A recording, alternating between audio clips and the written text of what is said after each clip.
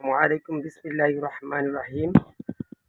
হাসান ইবনে সাব্বাহ রহমতুল্লাহ আলাইহি রাহিমাল্লাহি আলাইহি উমর ইবনে খাত্তাব রাদিয়াল্লাহু তাআলা আনহু থেকে বর্ণিত।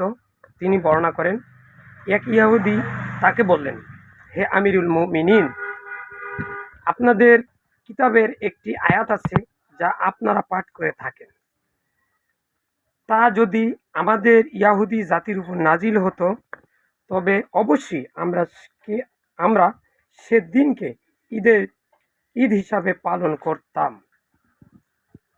তিনি বললেন, কোন আয়াত? সে বলল, আল ইয়াউমু আকলামতু লাকুম ও দীনাকুম ও নি'মাতু আলাইকুম নি'মাতি ওয়া রাদিতু লাকুমুল ইসলাম দীনা।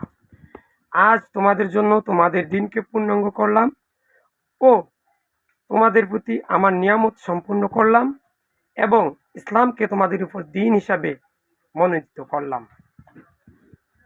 উমর রাদিয়াল্লাহু তাআলা আনহু বললেন, এটি যে দিনে এবং যে স্থানে নবী করিম সাল্লাল্লাহু আলাইহি ওয়াসাল্লাম এর উপর নাজিল হয়েছিল তা আমরা জানি।